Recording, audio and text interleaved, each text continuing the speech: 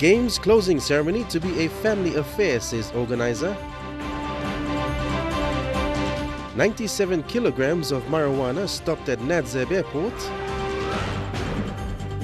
And PNG's 4x100 relay men's team snatched gold from Fiji. This is National EMTV News with Neville Choi. Good evening and thank you for joining me. This is Friday's news.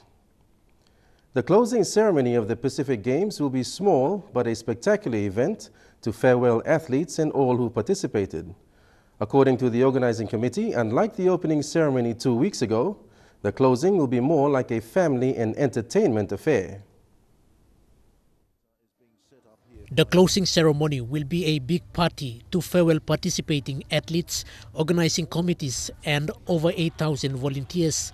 Unlike the opening ceremony, the closing will see more entertainments from artists and string bands in PNG and overseas.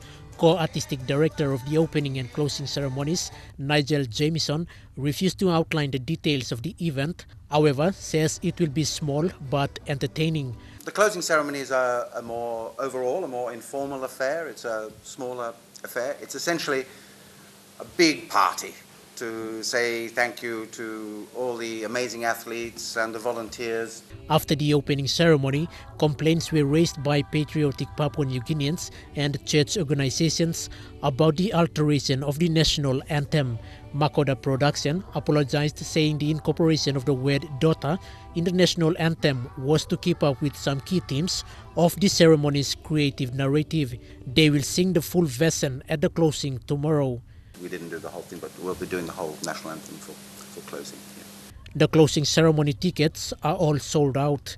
The event will be staged at the Sir John Guy's BSP Stadium starting at 7:30 p.m. Quinton Alone, National EMTV News. Air New Guinea is proud to be the official carrier of this year's Pacific Games. Chief Executive Officer Simon Fu congratulated participating teams for taking part in one of the Pacific's biggest sporting events. The national airline's role in the Pacific Games was vital in the movement of passengers and cargoes from Pacific countries to Port Moresby, Papua New Guinea. And Air New Guinea is proud to be the official carrier, a success attributed to aviation partners and stakeholders. Let me, on behalf of Air New Guinea, congratulate all the visiting countries and our own athletes here. Everyone displayed great sportsmanship, and we hope that we will see future competitions in Papua New Guinea. Air New Guinea, a member of the Association of South Pacific Airlines, will continue to improve its services in preparation for the upcoming international events, the next 2018 Asia Pacific Economic Cooperation meeting. That our visitors would have come and seen Papua New Guinea and seen what opportunities there are here to partake the next step with us. And Air New Guinea is, of course, a key player amongst the operators here. Air New Guinea is a key player and will continue to support and deliver on the national government's expectation. Fabian Hakelitz, National EMTV News. Pacific Games ticket officials at the BSP Stadium say all tickets for today's sporting events were purchased in less than 3 hours. Papua New Guinean fans who lined up at the ticket booths as early as 6 a.m. this morning were fortunate to purchase tickets, while the majority of them were turned away. At 11 this morning, tickets for the athletics events were completely sold out. Hundreds of patriotic but frustrated Papua New Guinean fans were turned away because they had no tickets to enter the gates. There's no tickets available. This is the scene at the ticket booths outside Sir John Guy Stadium around 11 o'clock today. Close to 8,000 people stood in line, some only to be told at the counter that there were no more tickets. Though all tickets for athletics, beach volleyball and netball were sold out, some fans hung around the entrance hoping new tickets will be brought in. The games and whatever is taking place in there, but it seems that now they're saying that the tickets are running out. It was also disappointing when fans learned that the tickets for the closing ceremony that will be held tomorrow evening were also sold out. So now I've got a ticket for closing ceremony. I'm sold out to finish. Tekla Gunga, National EMTV News.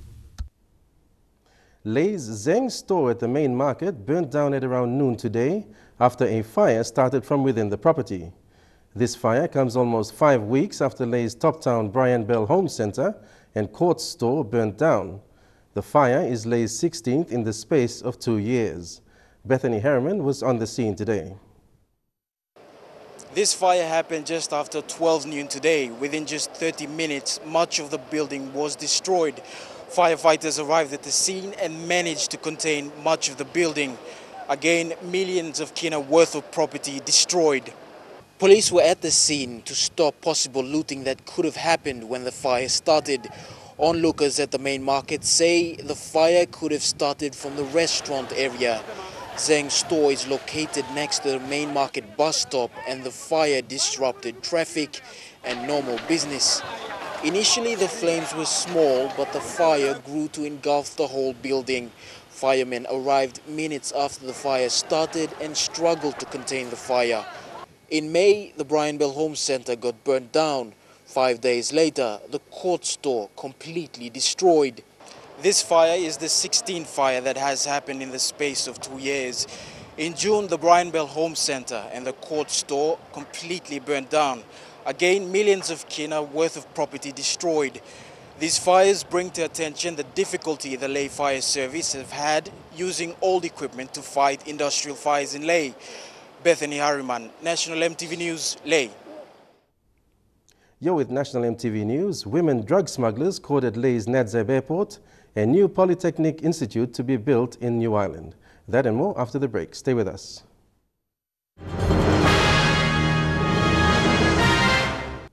Welcome back to the news. 2 female passengers bound for Kimbe on a late afternoon commercial flight out of Leh's Nadzab Airport were caught with 97 kilograms of marijuana strapped onto their bodies. A flight attendant alerted the pilot, who notified airport security, after discovering the drugs while she was trying to assist one of the women with her seatbelt. Leh police have arrested the suspects and will conduct further investigations. Bethany Harriman with this report. Leh police went to Nadzab Airport and transported the 2 women to the Leh Central Police Station after they were caught with over 95 kilograms of marijuana. The 2 mothers from Goroka boarded a flight to Kimbe's Hoskins Airport. The drugs were strapped onto their body, placed into ladies' leggings they were wearing, and concealed inside the Mary blouse they wore. Leh police estimate that the drugs' street value could have been more than 10,000 kina. During questioning at the Leh Central Police Station, the 2 women told police that a man sent them as drug mules. The 2 women say they have children attending school.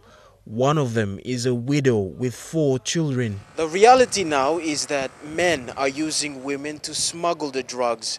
The 2 women caught late yesterday afternoon told Leh police that a Goroka man known to police has been using women on many occasions to smuggle his drugs to the New Guinea Islands. Now, one of the women told Leh police that when they refused to smuggle the drugs, the men told them that many women have done it and returned home safely. Bethany Harriman, National EMTV News, Leh. More asylum seekers sent to Manus have died than have been resettled. This was what the Legal Advocacy Director at the Human Rights Law Center had to say in a new report released yesterday by Human Rights Watch and the Center. The report also details sexual abuse against homosexuals in the detention center, noting that many who now have nightmares due to mistreatment. Meanwhile, PNG's National Refugee Integration Policy is awaiting approval from the National Executive Council. 40 refugees who went through a separate processing center on Lorengau are still restricted from finding work or studying, with 1 denied travel to Port Moresby for work. A Polytechnic and Industrial Training Institute will be established in New Ireland Province. This development comes under the national government's commitment in the revised MOA with Simberry Mine. Land was made available to the state by the Kavieng Catholic Diocese for the construction of the institution. A recent handover ceremony between the church and the government now allows for work to begin. Bishop Ambrose Kiapson of the Kavieng Archdiocese urged the community to take ownership of this training institute. The Milak ba yublay talk and plus plomipla. Because of beginning plomipla by golongan, by schoolongan. Na accept them some responsibility. Yubla elect talk some. When I'm something he come up along the school, Mibla like straight him. The Archbishop of Port Moresby is in support of having the King James Version of the Bible placed in the chambers of Parliament. Archbishop John Ribbart said if the Bible is placed in Parliament, it should act as a symbol for change to our politicians and the country. During the visit of the 400-year-old Bible in Mendi, Southern Highlands Governor William Powie made known his intentions to have the Bible placed permanently in the chambers of Parliament. This call is supported by Parliament Speaker Theo Zurunok and other leaders of Southern Highlands Province. Adding to this call, Archbishop John Ribbart said having the 400-year-old Bible in the country is historical for PNG. However, the Word of God has been in the country before the Bible arrived. The Word of God is known, accepted, and lived. And so this is what is really important.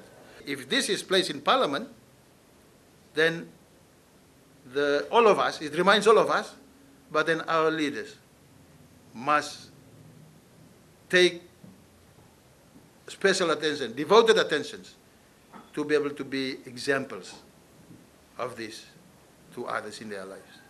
Governor Powie will move a motion on the Bible in the next Parliament sitting. Stanley Ovett Jr., National EMTV News.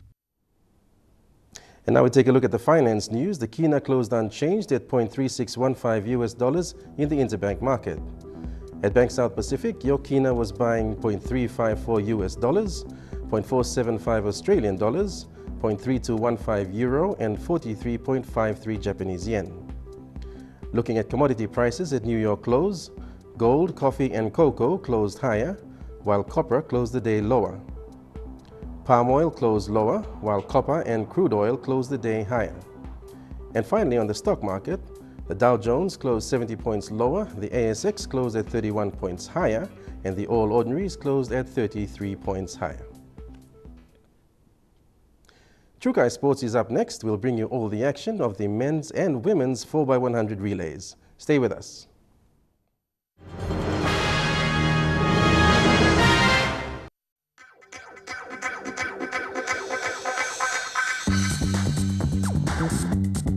Trukai Sports.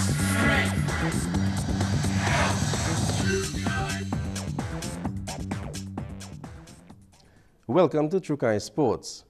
An unexpected turn of events on the tracks at the BSP Stadium today for the 4x100 meter relays. In the men's final, the Fijians were the favorites, with Pacific Sprint King Ratu Banuve Tambakodoro anchoring their lineup, but a strong PNG relay team in the likes of Theo Pineau, Nelson Stone, Kaminiel Matlaun, and a flying Kupun whistle caused a thrilling upset. A good start, pretty even start at the moment. No major moves at the moment, apart from perhaps in lane number 3. That's Pineau, gone extremely well. He's going to hand over to Stone. Looks good. No red buttons at the moment. Stone beginning to motor down the back straight. He's got to try and give his man Whistle as much as he can. Third legs now. Papua New Guinea in the lead. The stagger's suiting them, but they're going to need as much as they've got, because Whistle seems to have gone early. Good change, no red flags. Here comes Banuve, here comes Whistle. Banuve motoring. Papua New Guinea going to bring it home. PNG have done it. He's held off Banuve. Great teamwork by PNG. Brilliant changes. Can't see any red flags. The celebrating is going on, and the strategy of having Stone run down that back leg, it paid off handsomely, Bob. That's why they wanted Whistle down that back lane too. In 1995, Fiji were the overwhelming favourites. PNG beat them because of better baton changing. Look at the celebrating going on here. This is Stone come all the way over from finishing up on the far. It's a 41.06 unofficial. Absolutely brilliant team running. That was a team effort, Bob. It's not a great time, but they will remember the medal forever. And in the women's 4x100 relay final, PNG was picked for a sure win with 100 and 200 meters Golden Girl Toya Whistle placed in the lineup, but her running in the second position raised some eyebrows before the race started. Miriam Penny started strongly before handing off to Whistle, who then passed the baton on to Adrian Monagi, who later gave it to Sharon Quarula to run the last 100 meters. But the extra effort wasn't enough, with Fijian anchor Eunice Bese edging out Quarula to snatch gold, leaving PNG with silver. Good start by both Fiji and Papua New Guinea. Looks like Penny's beginning to really move for PNG at the moment. Siavulu also beginning to get involved. Here she comes, the fastest woman in the Pacific. The holding on. Tamalevu there trying to do her best.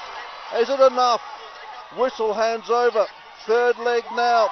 The lead is absolutely crucial. This is the new girl to the team, Monagi. Fiji beginning to hunt them down. Quarula got to get going. She's got to set it for home. Here comes Bessie. Bessie beginning to move for Fiji. Quarula lifting the huge crowd. Bessie doing enough. Fiji's going to do it. Fiji it is. Bessie over Quarula. It's Fiji 1, PNG 2, New Caledonia in third place. What a run. Well, it was actually a little bit expected. What a run. When I saw all the changes that came to the PNG team. A goal by Captain Alwyn Comalong in the dying stages of regulation time has seen Papua New Guinea defeat Fiji by 2-1 and claim the first ever medal in men's soccer in the country. Along in front of the new goalkeeper, Tavita Koroi into the far post. Oh, it's in the back of the net. It's Alwyn Comalong. Can you believe it? A bronze medal moment for the host nation. The skipper has come up with the goods, and Fiji, who are preparing. And that's it for Trukai Sports tonight. Up next, we'll bring you the weather details for the next 24 hours. Stay with us. Trukai Sports.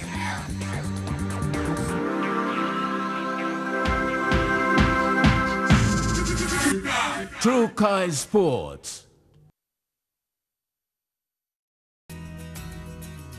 And a quick look at the weather forecast for tonight and tomorrow. Southern region, Port Moresby and Kerma, cloudy periods with chance of showers. Evening showers in Alatau, cloudy periods in Daru, and late evening showers in Poponeta. In Momase, Lei-Wewek and Vanimo, brief showers and a few showers for Madang. In the New Guinea Islands, all centers expecting a few showers and squally showers for Kimbe. And finally, in the Highlands region, Goroka and Kundiawa, evening showers then morning fog, and brief evening showers and morning fog for Mount Hagen, Mendi, and Wabeg. And that's the news, sports, and weather for Friday, 17th of July, 2015. Don't go away. We'll continue with MTV's telecast of the 15th Pacific Games. From the news team, safe weekend. Good night.